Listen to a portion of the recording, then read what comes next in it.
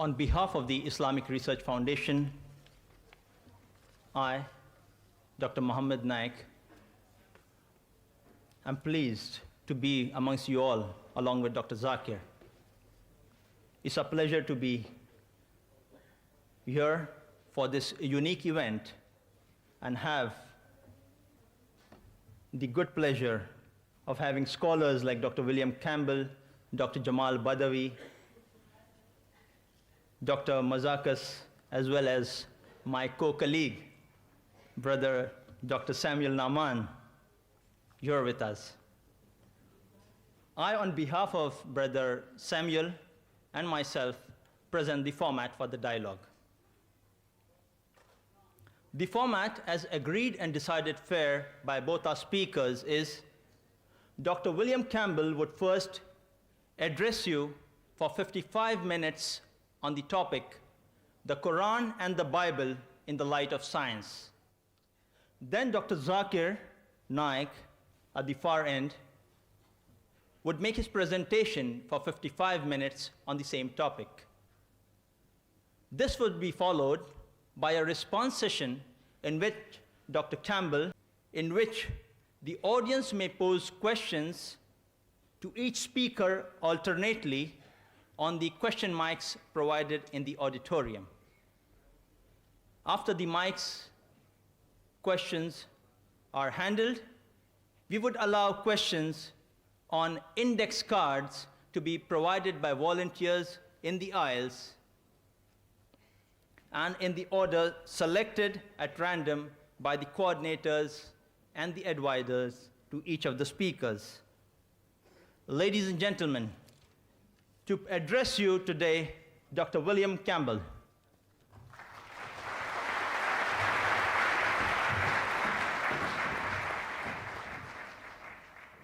Greeting to Dr. Naik, who almost surely came the farthest.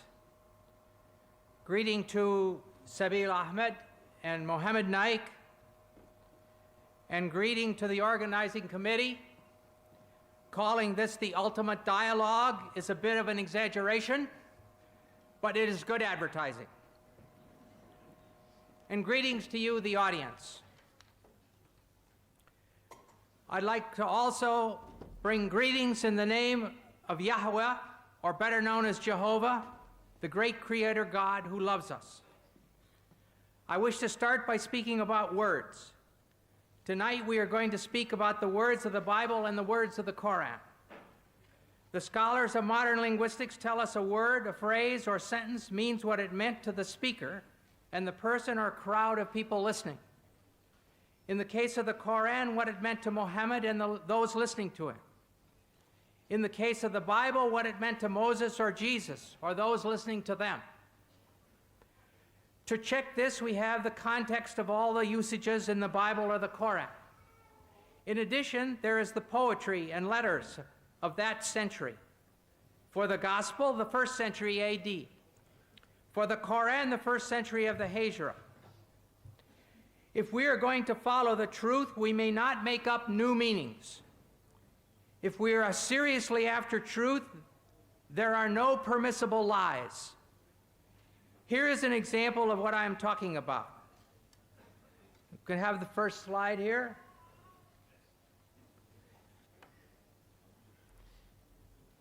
This is talking about 2 dictionaries that I have in my home, one from 1951 and 1991. In these 2 dictionaries, the first meaning, pig, a young swine of either sex, is the same.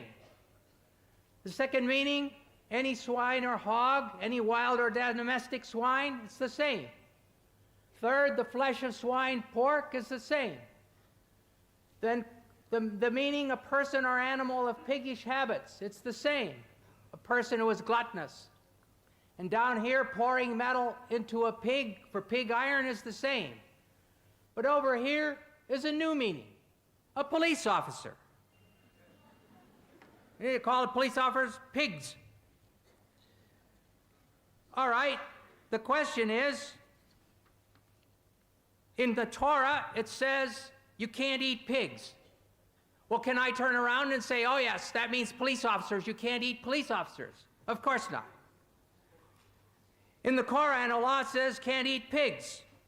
Can I translate it? Can't eat police officers? No. It's wrong. It would be stupid. It would be lying, actually. Muhammad did not mean police officers. Moses did not mean police officers. We may not have any new meanings. We must use the meanings known in the 1st century AD for the Bible, or that is for the Gospel, and the 1st century of the Hijra for the Quran. Now let us look at what the Quran says about embryology. Oh, sorry, got the wrong thing.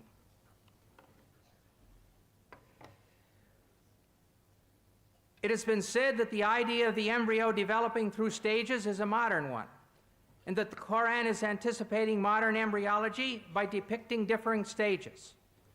In a pamphlet entitled Highlights of Human Embryology by Keith Moore, Dr. Moore claims the realization that the embryo develops in stages in the uterus was not discussed or illustrated until the 15th century.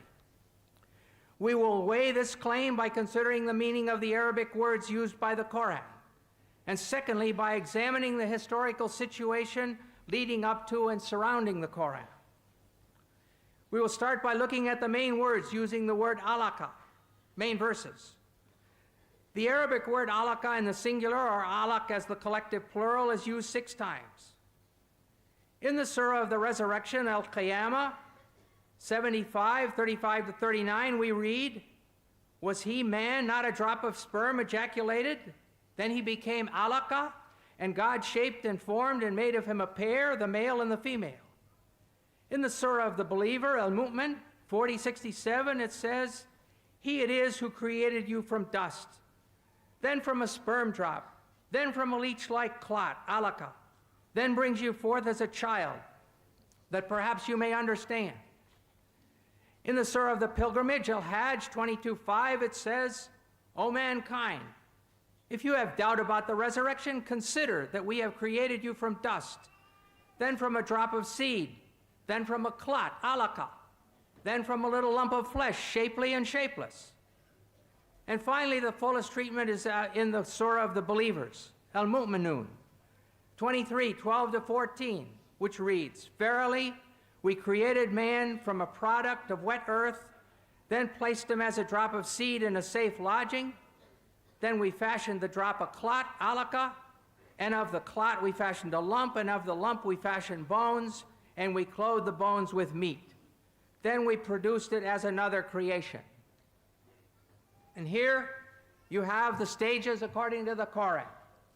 Nutfa, sperm, alaka, clot, mudagha, piece of meat, adam, bones, and the 5th stage, dressing the bones with muscles. Over the last 100+ years, this word alaka has been translated as follows. There's 10 translations here. I'm not going to read them all. 3 are in French, where it says un gomo de sang, or a clot of blood. 5 versions are English, where it's either clot or leech-like clot.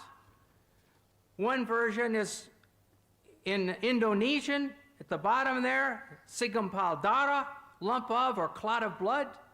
And the last one is Farsi, khun basta, a clot of blood. As every reader who has studied human reproduction will realize, there is no stage as a clot during the formation of a fetus. So this is a very major scientific problem.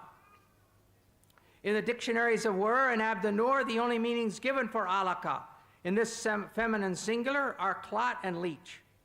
And in North Africa, both of these meanings are still used. Many patients have come to me to ask for a clot to be removed from their throat. And many women have come to me and told me their period didn't come. When I say, I'm sorry, I can't give you medicine to bring your period because I believe that's a baby, they would say, Mazel dim, it's still blood. So they were understanding these ideas of the Quran. Lastly, we must consider the first verses which came to Muhammad in Mecca. These are found in the 96th surah called alaq, clots, from the very word that we're studying. In 96:1-2 we read, proclaim, in the name of your Lord who created man from alaq. Here the word is in the collective plural. This form of the word can have other meanings because alaq is also the derived verbal noun of the verb alika. The verbal noun usually corresponds to the gerund in English, as in the sentence, swimming is fun. Therefore, we could expect it to mean hanging or clinging or adhering. But the 10 translators listed above have all used clot, or congealed blood, in this verse too. In spite of the number and qualifications of these translators who use the word clot, the French Dr. Maurice Bucaille has sharp words for them. He writes, "What is more likely to mislead the inquiring reader is once again the problem of vocabulary. The majority of translations describe, for example, man's formation from a blood clot. A statement of this kind is totally unacceptable to scientists specializing in the field. This shows how great the importance of an association between linguistic and scientific knowledge is when it comes to grasping the meaning of Quranic statements on reproduction." Put in other words, Bucaille is saying, nobody has translated the Quran correctly until I, Dr. Bucaille, came along. How does Dr. Bucaille think that it should be translated?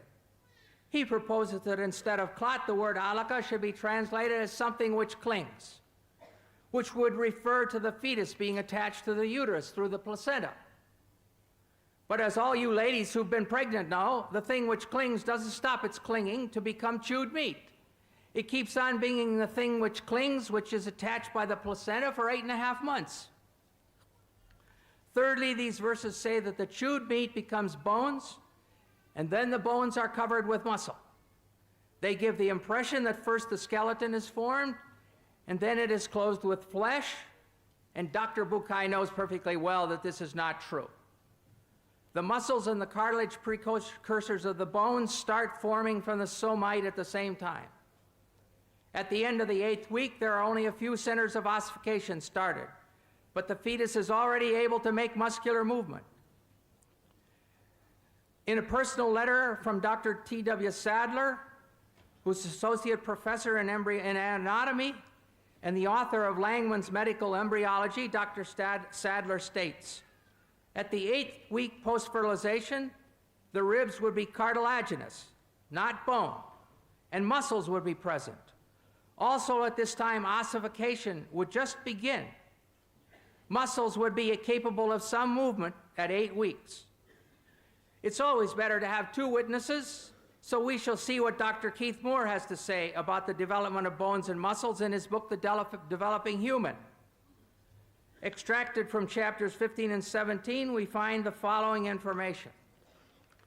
The skeletal system develops from mesoderm. The limb muscles develop in the limb buds that are derived from this somatic mesoderm. We see that here on this slide. It's difficult perhaps to see, but there's the limb bud. And then here there's just a little bit of cartilage with the muscles around. Here there's more cartilage. And this is the whole, the bones are formed and in the form of bones, but it's all cartilage. No bones yet.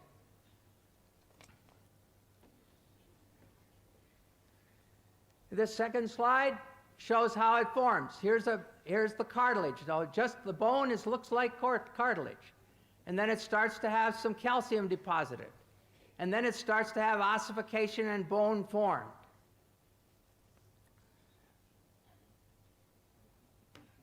As the bone models form,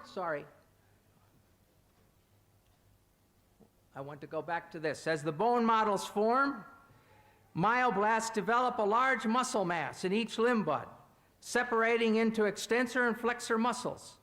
In other words, the limb muscles develop simultaneously from the mesenchyme surrounding the developing bones. So there's the cartilage, and here are the muscles developing around the cartilage.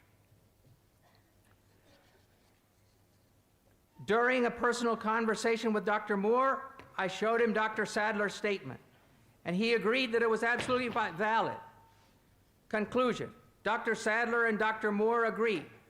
There is no time when calcified bones have been formed and then the muscles are placed around them. The muscles are there several weeks before there are calcified bones. rather than being added around previously formed bones as the Quran states. The Quran is in complete error here. The problems are far from being solved. Let us return to alaqa. Dr. Moore also has a suggestion. He says another verse in the Quran refers to the leech-like appearance and the chewed-like stages of human development. From this definition, Dr. Moore has gone ahead to propose that a 23-day embryo, 3 millimeters long, that's 1/8 of an inch. I can hardly put my fingers that close together without touching. This is Carnegie stage 10, shown on the inside cover of Moore's book. This is the beginning, and here's the sperm entering the egg. So that's stage 1. Comes down here to stage 6 in the 2nd week. And here is the 3rd week. And there's stage 10, and here is day 23. And this is what Dr. Moore wants to say looks like a leech. If we look further, though, and look at the X-ray, here's day 22, and the backbone is still open.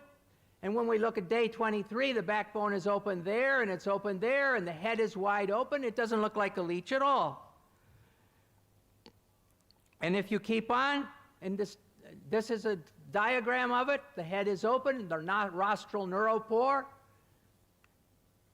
And finally, this diagram shows there is the 20-day embryo. It's got a yolk sac, it's got an umbilicus. It doesn't look like a leech at all. The great problem with these new definitions for the word alaqa is that no confirming examples have been provided from the Arabic used in the centuries surrounding the Hijra. The only way to establish the meaning of the word is by usage. The only way to establish whether the singular form alaqa can mean a 3-millimeter embryo or the thing that clings is to bring sentences demonstrating this usage from the literature of the Arabs of Mecca and Medina close to the time of Muhammad, especially from the language of the Quraysh. This will not be an easy task because much work has already been done on the clear Arabic of the Quraysh. The early Muslims understood intuitively the need to know exactly what the Quranic words mean, and for this reason they made comprehensive studies of their language and poetry. Hamza Boubacar, former rector of the main mosque in Paris, brought up this subject at a conference on the one God in Montpellier in 1985. He posed the question to the audience: has the comprehension of the text of the Quran known at the time of Muhammad remained stable? And his answer was, ancient poetry shows that it has. We can only conclude, if the verses which bring spiritual comfort and hope to Muslims have remained stable, then the scientific statements embedded in those verses must also be accepted as stable, unless new evidence can be brought forward. This is especially important since some of the verses say that this information is a sign. The Surah of the Believer, as we saw above, says, He it is who created you from dust, then from a sperm drop, then from a clot, alaqa, that perhaps you may understand. And in the Surah of the Pilgrimage, he said, O mankind, if you have doubt about the resurrection, consider. Therefore, the question must be asked. If it was a clear sign to the men and women of Mecca and Medina, what did they understand from the word alaqa, which would lead them to faith in the resurrection? The answer: we are going to examine the historical situation leading up to the time of Muhammad to see what Muhammad and his people believed about embryology. We will start with Hippocrates. According to the best evidence, he was born on the Greek island of Kos in 460 BC. And he has stages. His stages are as follows.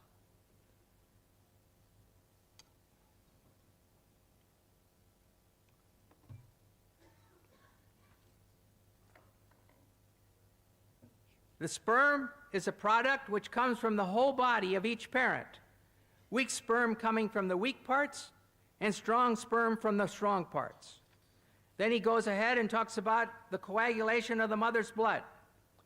The seed, embryo, then is contained in a membrane. Moreover, it grows because of its mother's blood, which descends to the womb. For once a woman conceives, she ceases to menstruate. Then about flesh, he says at this stage, with the descent and coagulation of the mother's blood, flesh begins to be formed with the umbilicus. And lastly, bones, he says, as the flesh grows, it is formed into distinct members by breath. The bones grow hard and send out branches like a tree. Next, we will look at Aristotle. In his book on the generation of animals, sometime about 350 BC, he gives his stages of embryology. And he talks about first semen and menstrual blood, or catamenia. In this section, Aristotle speaks of the male semen as being in a pure state. It follows that what the female would contribute to the semen of the male would be material for the semen to work on. In other words, the semen clots the menstrual blood. Then he goes to flesh. He says nature forms this from the purest material, the flesh. And from the residue thereof it forms bones. And lastly, around the flesh, around the bones, and attached to them by thin fibrous bands, grow the fleshly parts. Clearly, the Quran follows this exactly. Sperm clotting the menstrual blood, which forms meat, then the bones are formed, and lastly, around about the bones grow the fleshly parts. Next, we will consider Indian medicine. The opinion of Charaka in 123 AD and Susruta is that both the male and female contributed seed. The secretion of the male is called the sukra, semen. The secretion of the woman is called artava or sanita, blood, and it is derived from the blood by way of food, by way of blood. Here we see that in the medicine of India, they too had the idea that the child was formed from semen and blood. Now we shall look at Galen. Galen was born in 131 AD in Pergamum, modern Bergama in Turkey. Galen says on semen, the substance from which the fetus is formed is not merely menstrual blood, as Aristotle maintained, but menstrual blood plus the two semens. The Quran agrees with Galen here when it says in Surah 76:2, "We created man from a drop of mingled sperm." Now we'll look at the Galen stages. Galen also taught that the embryo developed in stages. The first is that in which the form of the semen prevails. The next stage is when it has been filled with blood, and heart and brain and liver are still unarticulated and unshaped. This is the period that Hippocrates called fetus. The Quranic Surah 22:5 reflects this saying. Then out of a morsel of flesh, partly formed and partly unformed. And now the third period of gestation has come. Thus nature caused flesh to grow on and around all the bones. We saw above that the Quran agrees with this in Surah 23:14, where it says, "And we clothe the bones with meat." The fourth and final period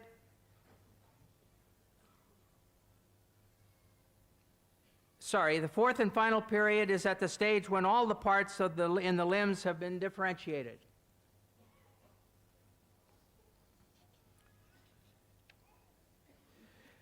Galen was so important in medicine that just about the time of the Hijra, 4 leading medical men in Alexandria, Egypt, decided to form a medical school, using 16 books of Galen as the basis of the studies. This continued up to and including the 13th century. We must now ask ourselves, what was the political, economic, and medical situation in Arabia at the time of Muhammad? From the Hadramaut in Yemen, the caravans of the spice trade passed north through Mecca and Medina and then reached into all of Europe. In North Arabia, in about 500 AD, the Ghassanids took over, and by 528, they controlled the Syrian desert over to the outskirts of Medina. Syriac, a form of Aramaic related to Arabic, was their official language. As early as 463, the Jews translated the Torah and Old Testament from Hebrew into Syriac. The British Museum has a copy. This made it available to the Ghassan, who were Christians, and to the Jewish tribes in Arabia. During this time, Sergius al-Rasaini, who died in Constantinople in 536, one of the earliest and greatest translators from Greek into Syriac, translated various works on medicine, including 26 works of Galen.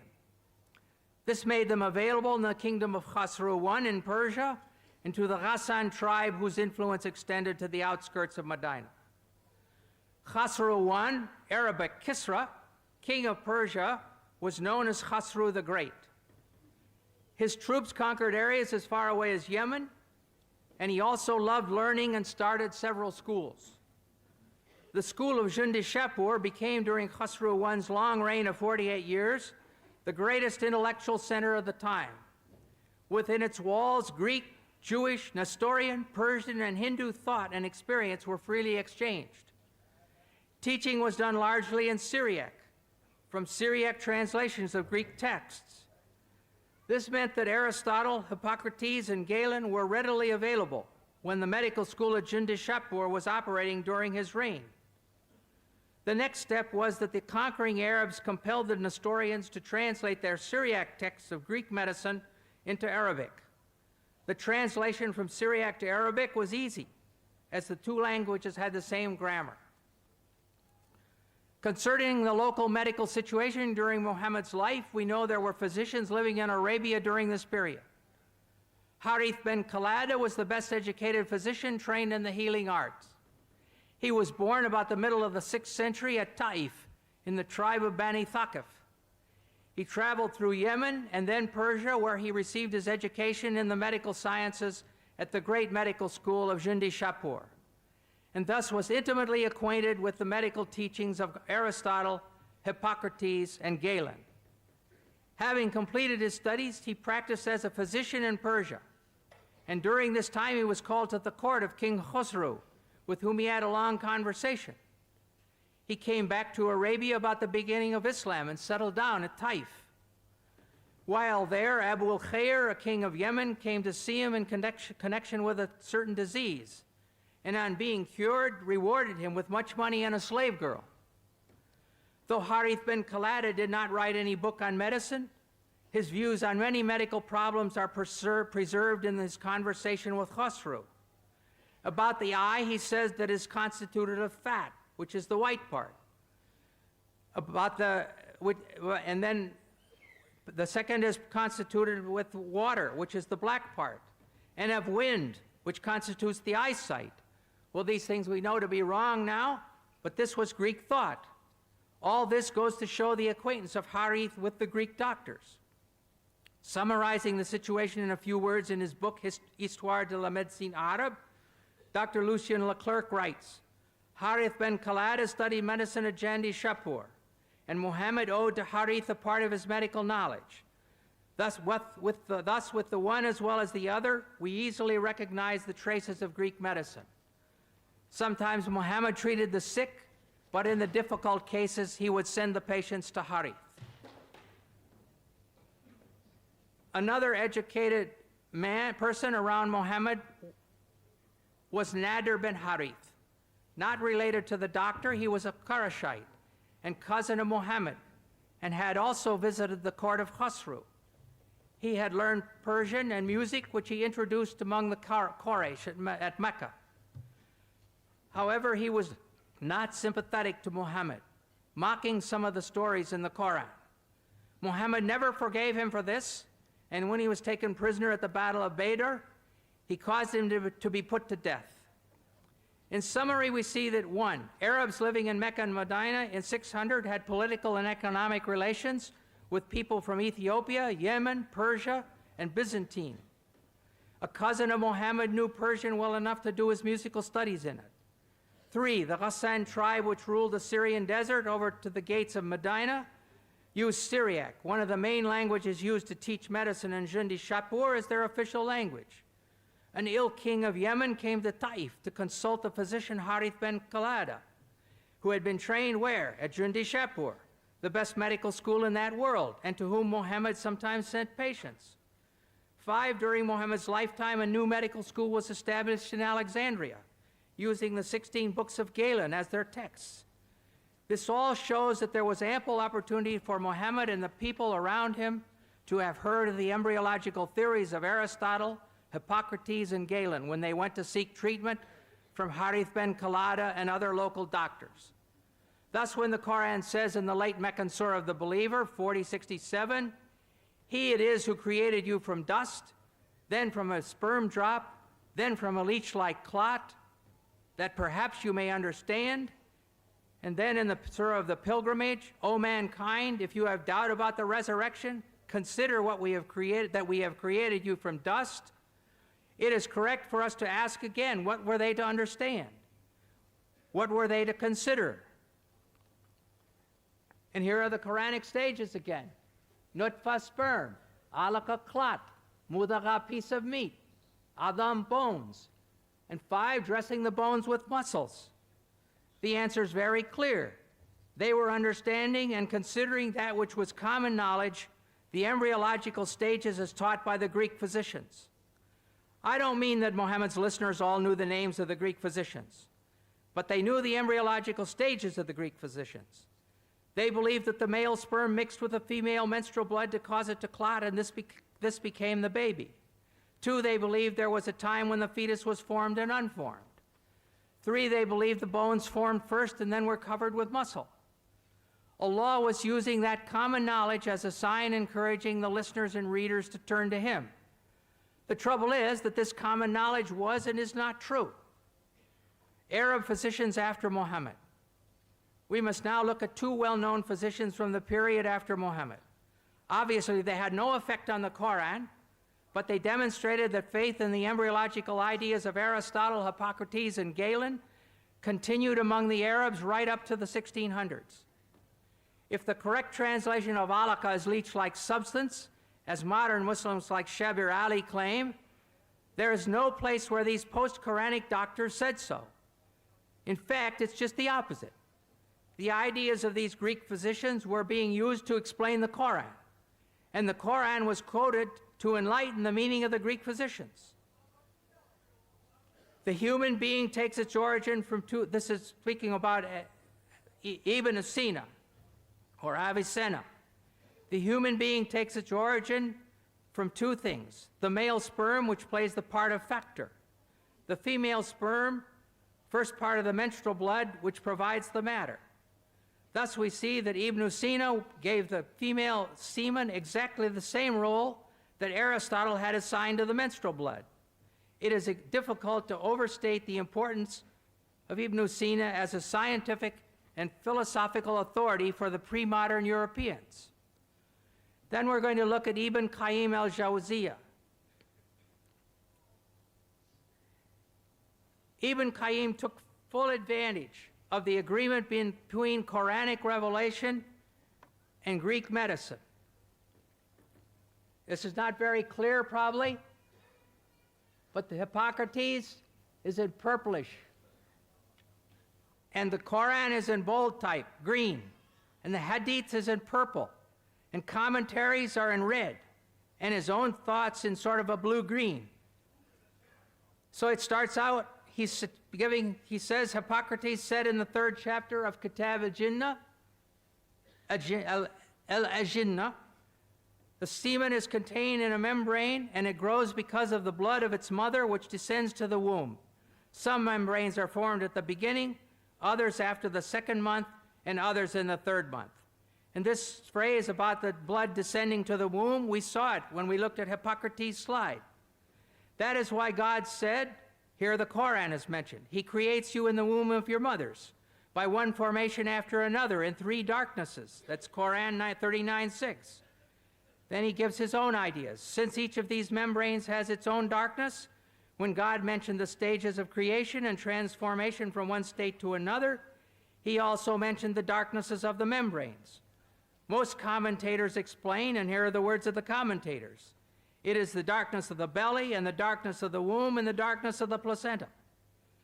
In a second example, we read, Hippocrates said, the mouth opens up spontaneously, and the nose and ears are formed from the flesh. The ears are opened, and the eyes, which are filled with a clear liquid. The prophet used to say, I worship him who made my face and formed it and opened my hearing and eyesight, and so forth. Here we look at Hippocrates again, and there in the second stage is the same thing we just read.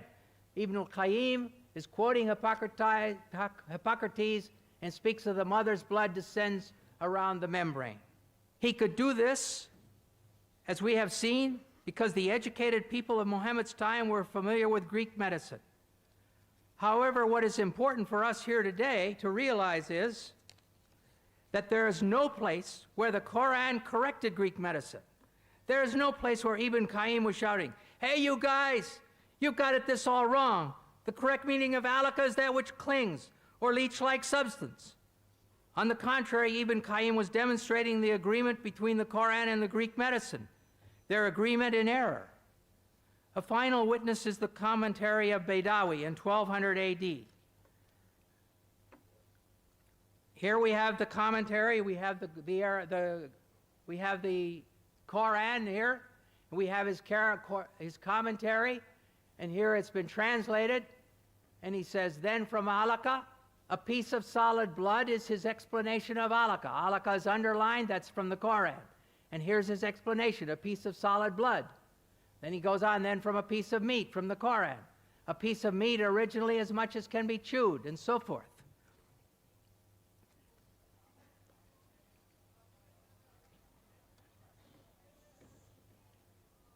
As I mentioned at the beginning of this study, it has been said that the idea of the embryo developing through stages is a modern one, and that the Quran is anticipating modern embryology by depicting differing stages. Yet we have seen that Aristotle, Hippocrates, the Indians, and Galen have all discussed the stages of embryological development during the 1,000 years before the Quran. And after the coming of the Quran, the account of the different stages, as described by the Quran and the Greek doctors, was carried on in the teachings of Avicenna and Ibn Qayyim, and is essentially the same as that taught by Galen and those preceding him. Concerning the bone stage, it's clear, as Dr. Moore demonstrated so capably in his textbook, that muscles start forming from the somites at the same time as the cartilage models of the bones. There's no bone stage where there's a skeleton sitting here and then the muscles are plastered around it. It's equally clear that alaka in the Quran means clot, and that the Quraysh who heard Muhammad speaking understood him to be referring to the menstrual blood as the female contribution to the developing baby. Therefore, we can conclude that during all these years, the Quranic verses on embryology, saying that man is created from a drop of sperm which becomes a clot, were in perfect accord with the science of the first century of the Hijra, of the time of the Quran. But when compared with the modern science of the 20th century, Hippocrates is in error, Aristotle is in error, Galen is in error, and the Quran is in error. They are all in serious error.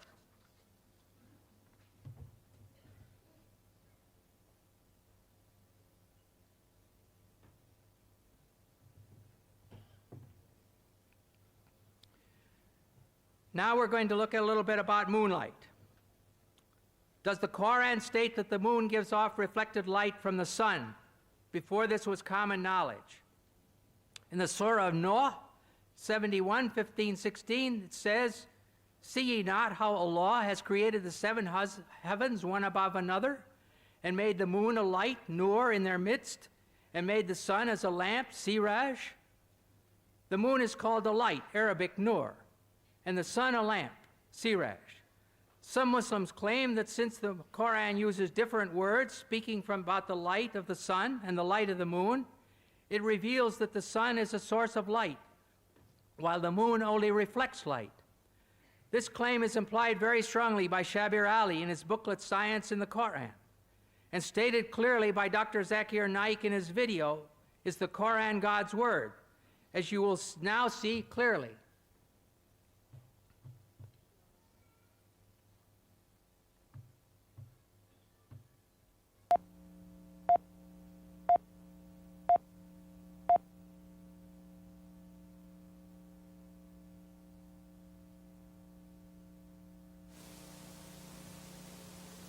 The light that we have the light that we obtain from the moon, where does it come from?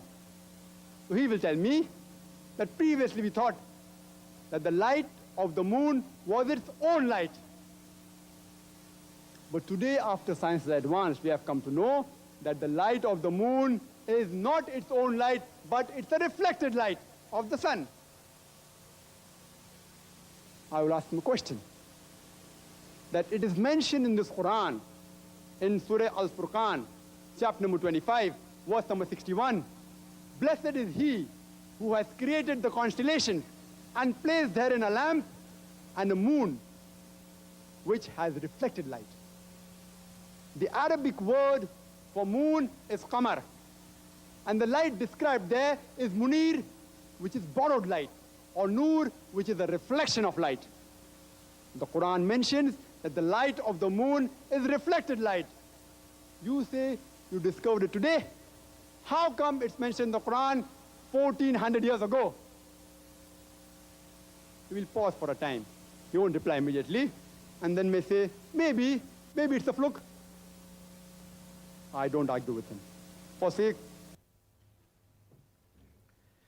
Near the end of the video, we heard Dr. Naik explain the Arabic word for moon is qamar, and the light described there is munir, which is borrowed light, or nur, which is a reflection of light.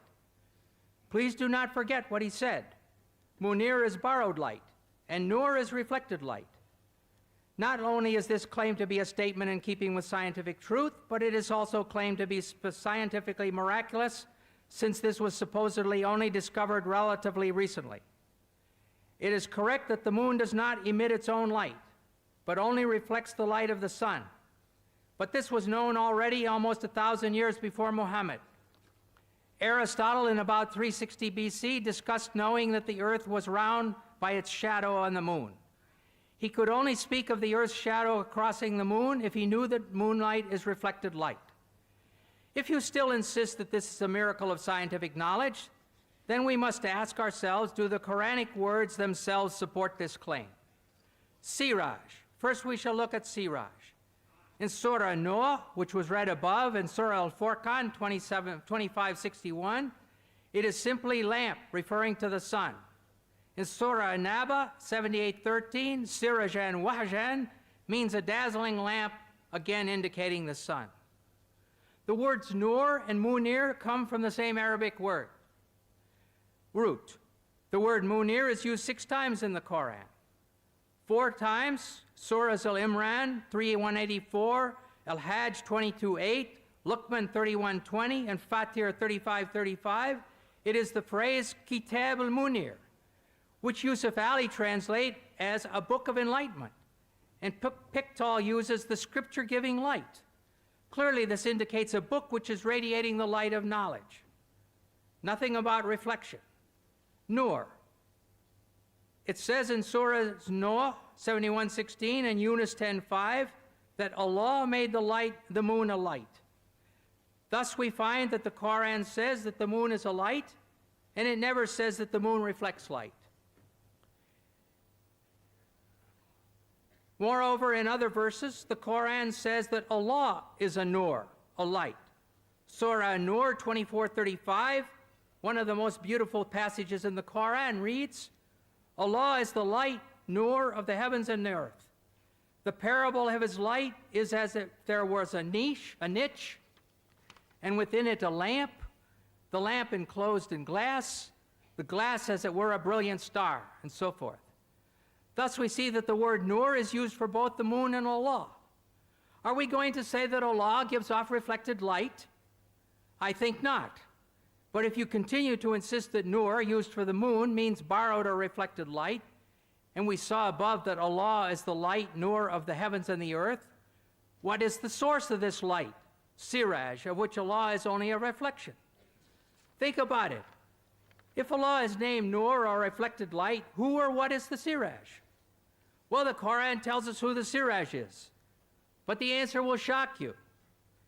In Surah Al-Ahzab 33, 45, 46, we find, O Prophet, truly we have sent thee as a witness, a bearer of glad tidings and a warner, and as a lamp spreading light.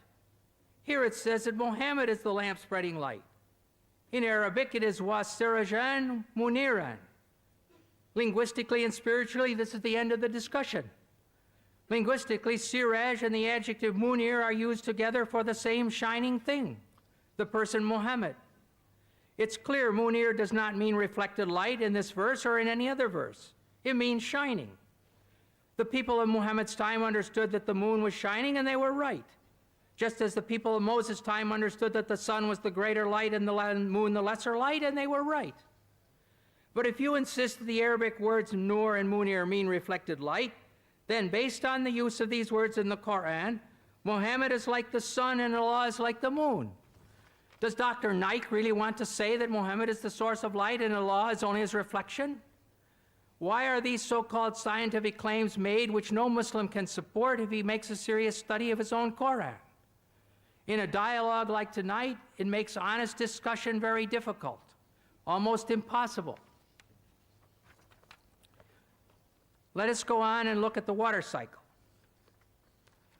Some Muslim authors claim that the Quran shows pre-scientific knowledge of water cycle. What is the water cycle? Here in this slide, you see 4 steps. The first step is evaporation. The water evaporates from the seas and the earth. Second step, it becomes clouds. Third step, it gives rain.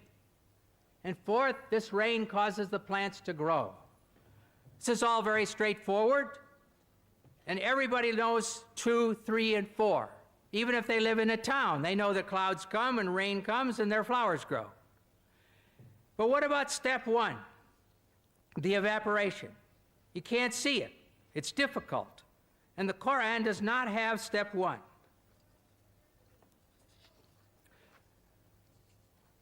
Now we're going to look at a prophet from the Bible, a prophet from 700 BC, Prophet Amos, and he writes, "He who made the Pleiades and Orion, who turns blackness into dawn and darkens day into night, and then who calls off for the waters of the sea," stage 1, and pours them out over the face of the land, stage 3.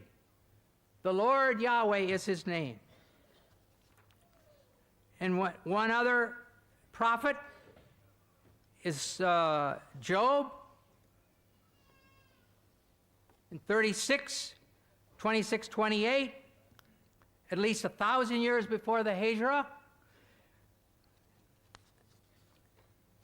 he says, "How great is God, beyond our understanding. The number of his years is past finding out." Stage 1, he draws up the drops of water, which distill from the mist as rain. That's stage 3. And then the clouds are mentioned, stage 2, which pour down their moisture and abundant showers fall on mankind. So here in the Bible, this difficult stage 1 is there from more than 1,000 years before the Quran. Now let us go on and look at mountains. The Quran has more than a dozen verses stating that God placed firm and unmovable mountains on the earth. And in some of these verses, the mountains are listed as either a blessing for believers or a warning for the unbelievers. One example of this is found in the Surah Luqman, 31, 10, 11, where the mountains are one of 5 warnings. It says, He has created the heavens. It says he has created the heavens without supports that you can see, and has cast El-Ka onto the earth firm mountains, Rawasiya, lest it should shake with you. In the prophets, Al-Anbiya, 21:31, as one of 7 warnings, we read, "And we have set on the earth firm mountains, lest it should shake with them." Finally, in the B, An-Nahl 16:15, says, "And he has cast El-Ka onto the earth firm mountains, Rawasiya, lest it should shake with you." We see then that the believers and unbelievers are told that Allah has done this great thing. He's thrown down and placed the mountains so that the earth will not shake violently with them. Therefore, we must ask ourselves, what did they understand? In the next 2 verses, another picture is given. The News, Anaba 7867.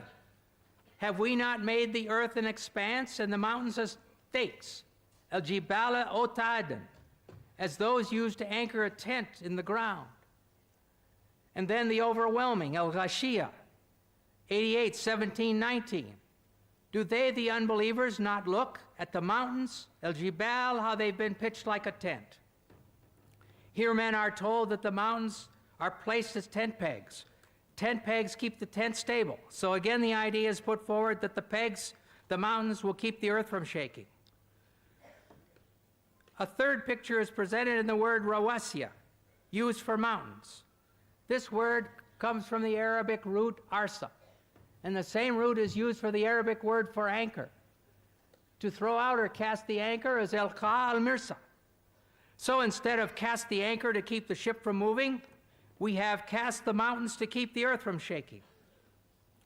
From these pictures, it is clear that Muhammad's followers understood that the mountains were thrown down like tent pegs to keep a tent in place, like an anchor to hold a ship in place, to stop the earth from moving, i.e. limit earthquakes.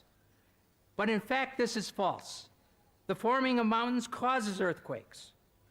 Therefore, these verses present a definite problem. Dr. Maurice Bukai recognized this and discussed them in his book, The Bible, the Quran, and Science. After quoting the above verses about mountains, he says, modern geologists describe the folds in the earth as giving foundation to the mountains, and the stability of the earth's crust results from this phenomenon of these folds. When asked about this, Professor of Geology Dr. David A. Young says, while it is true that many mountain ranges are composed of folded rock, and the folds may be of large scale, it's not true that the folds render the crust stable.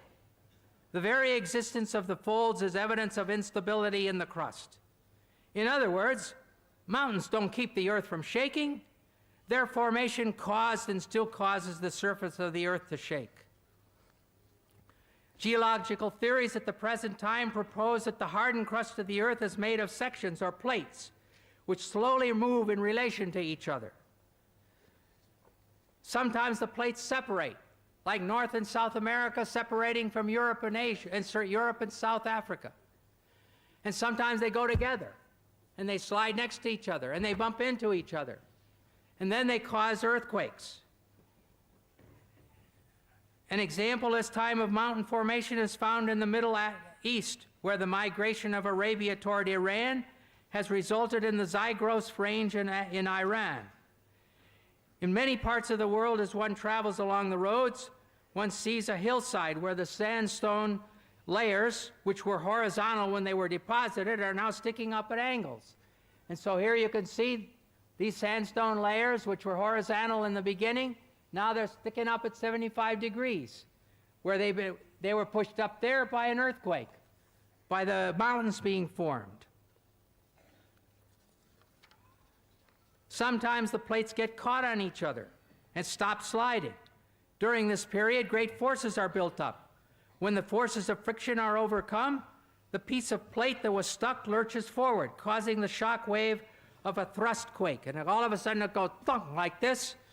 In a recent earthquake, it was calculated that the Cocos Plate in Mexico suddenly jumped forward 3 meters. Well, if your house suddenly jumped 3 meters, it would be a catastrophe. Another type of mountain is that formed by volcanoes. Lava and ash from inside the earth are thrown out and piled up until a high mountain is formed, even from the bottom of the sea. And we can see this kind of action in this picture. I hope you can see it. Not clear, is it?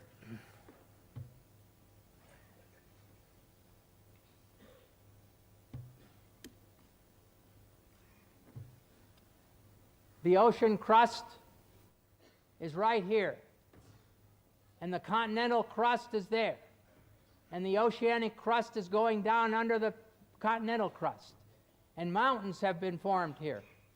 Here's a volcano, and here is the magma or the molten rock going up through the volcano. And here's another volcano with magma going up.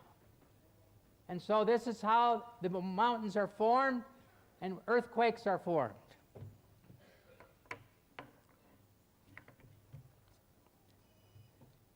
In the case of some igneous mountains, molten rock intrudes into the throat of a volcano's opening and cools, form a relatively dense intrusion, which extends below the surface of the earth. So if this got stuck and sealed, then it would be like a plug. However, it's not a root. It does not bear the weight of the mountain. It's really a plug. Therefore, on occasion, pressure builds up under the plug, and the volcano explodes, as happened in the South Pacific at Krakatoa in 1883, when the whole island was blown away. And it happened in Mount St. Helena in our days, when the mountain was blown away. We can conclude from this information that mountains were formed originally with movement and shaking, and that now, in the present, earthquakes are caused by their continued formation. When the plates buckle over each other, there are earthquakes. When the volcanoes erupt, there can be earthquakes. However, it is clear that the followers of Muhammad were understanding these verses to say that Allah threw the mountains down as tent pegs or anchors to keep the earth from shaking. Throwing the mountains down into the earth may be poetry, but to say that mountains keep the earth from shaking is a severe difficulty, which is out of step with modern science. Now we're going to take a little look at what the sun says about the Quran says about the sun.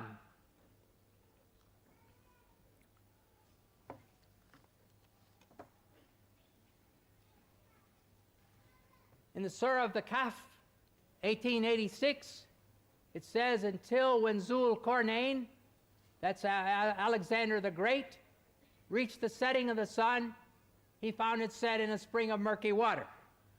I'm sorry. In 20th century science, the sun does not set in a spring of murky water. And then in the criterion, Al-Furqan 25:45-46, it says, hast thou not turned thy vision to thy Lord, how he prolongs the shadow? If he willed, he could make it stationary. Then do we, God, make the sun its guide. What about this? As the sun's, if you think of the sun overhead, you have no shadow or a little tiny shadow. And then as the sun goes down, your shadow gets longer on the other side. Well, the sun is stationary in relation to the earth. It's not what causes the shadow to shift. The rotating earth guides the shadows. So if you demand 20th century accuracy, the surah should say, the rotating earth causes the shadows to change. Now we'll look at a different subject, Solomon's death. Whether this is science, I don't know. Maybe sociology. Solomon's dead. He's propped up on his staff.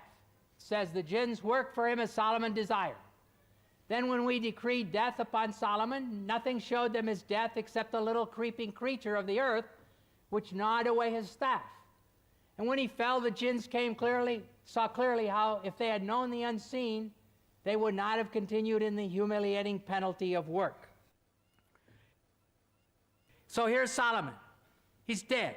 He's propped up on his staff, like a wakaf in Morocco, overseeing only a road gang. And no cook comes to ask him for what he wants for dinner. And no general comes for orders. And none of his nobles come to say, let's go hunting. No one notices. I'm sorry. I do not believe this story. And it won't fit 20th century sociology or 7th century sociology, where the king would never be left alone like that. Now finally, let us look at milk.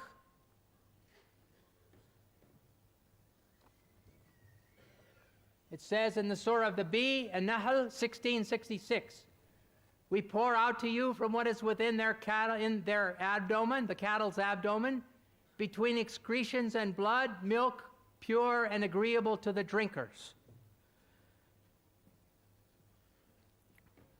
The abdomen where the intestines are, in 20th century medical science, the abdomen where intestines are is where the intestines are. The mammary glands are under the skin. In humans, they're under the skin here. In cattle, they're under the skin between the legs. No connection. There's no connection between the breasts and the intestines and their feces in any way. Feces, though in the body, it really is outside of the animal. Animal's finished with it. It's not connected to milk or to anything else. And finally, we're going to look at communities. The Surah of the Cattle, Al-An'am 638, there is not an animal on the earth, nor a being that flies on two wings, but forms communities like you. Speaks about no animal on earth, not a being that flies, and then it says that every one of them is communities like you, and I assume that the Quran is speaking about we humans. Well, in some spiders, when they finish mating, the mother eats the father. Well, I'm glad that my wife didn't eat me. Even in bees, the extra male drones are thrown out to die. Well, I'm glad also that after we had 4 children, that my wife didn't push me out of the house, too. Finally, the lions. When a lion gets old, a male lion gets old, a young lion comes along and drives him away from his own wives. And the young lion takes over the wives. But what he does with the cubs of the old lion, he kills them all. So I do not think that this sentence is true. All of the communities and all of the animals do not live in communities like us. In conclusion, it is clear that the Quran has many scientific errors. As a generality, the Quran mirrors and reflects the science of its time, the science of the 7th century AD. We came here to seek truth. I've done my best to present valid information. If you want to see all the references, my book, The Quran and the Bible in the Light of History and Science, is for sale outside that door at a bargain price tonight. May the God of all truth guide you. Thank you.